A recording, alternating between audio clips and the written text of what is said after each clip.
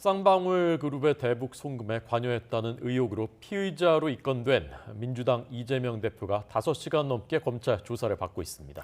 이 대표는 윤석열 정부가 정치검찰을 악용해서 공작을 하고 있다며 진실을 영원히 가둘 수는 없다고 말했습니다. 취재기자 연결돼 있습니다. 황보혜경 기자.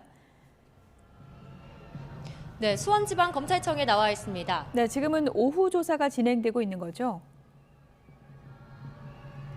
네, 그렇습니다. 오늘 오전 10시 반에 시작한 이재명 대표의 대북 송금 의혹 관련 검찰 조사는 어느덧 5시간이 지났습니다. 혐의와 관련한 기초적인 질문에는 이 대표가 직접 답변을 하는 등 비교적 조사가 순조롭게 진행되고 있는 것으로 파악됐습니다. 검찰은 단식 중인 이 대표의 건강 상태를 고려해 휴식 시간을 탄력적으로 가지면서도 오늘 저녁 이후까지 조사를 이어간다는 방침입니다. 앞서 검찰에 출석한 이 대표는 취재진 앞에서 올해 5번째 검찰 조사를 받는 입장을 밝혔는데요. 직접 들어보시겠습니다.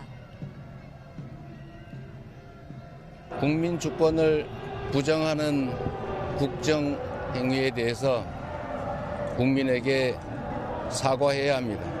정치 검찰을 악용해서 조작과 공작을 하더라도 잠시 숨기고 왜곡할 수는 있겠지만 진실을 영원히 가둘 수는 없습니다. 이 대표의 검찰 소환 조사는 성남FC와 대장동 관련 의혹, 백현동 개발 특혜 의혹에 이어 이번이 5번째입니다. 검찰은 이 대표가 지난 2019년 김성태 전 쌍방울 회장이 북한에 800만 달러를 대납하는 과정에 관여했다고 보고 제3자 뇌물 혐의로 입건했습니다. 검찰은 도지사의 방북 추진 공문과 국정원으로부터 제출받은 자료 등 그동안 확보한 증거를 바탕으로 150쪽에 달하는 질문지를 준비했습니다. 이 대표가 대북 송금 의혹 혐의 역시 전면 부인해왔던 만큼 검찰은 오늘 조사에서 이 대표가 대북 송금 관련 보고를 받았는지 자세히 묻는 것으로 알려졌습니다. 검찰은 단식 열흘차인 이 대표의 건강 상태를 고려해 의료진과 구급차를 대기시켰습니다. 또 심야 조사가 어려운 만큼 질의는 밤 9시 전후에 마치고 자료 열람에 들어갈 것으로 보여 이 대표는 밤 10시 이후쯤 청사를 나설 것으로 보입니다. 네. 이 대표가 검찰에 낸 진술서를 일반에도 공개를 했다면서요?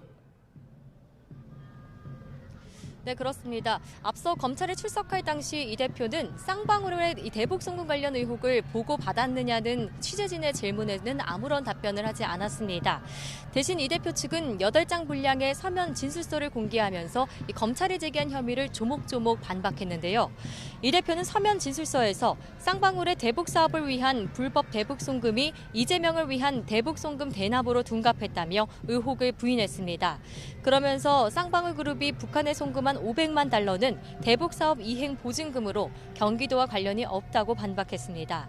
또 당시 도지사였던 이 대표의 방북 비용 300만 달러는 언제, 어디서, 누구에게 줬는지 계속 바뀌어 허황된 주장이라고 비판했습니다.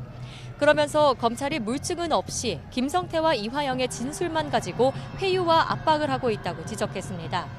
이 대표는 앞선 4차례 조사에서 서면 진술서를 제출하고 사실상 진술을 거부해왔습니다. 이 때문에 검찰 조사가 본격적으로 진행되는 늦은 오후부터는 이 대표가 진술서로 답변을 대신할 가능성도 있습니다. 검찰은 이 대표 조사가 모두 마무리되면 백현동 의혹과 묶어 다음 주쯤 구속영장을 청구하는 방안을 검토하고 있어 추석 전 본회의에서 체포동의안 표결이 이루어질지 주목됩니다. 지금까지 수원지방검찰청에서 YTN 황보혜경입니다.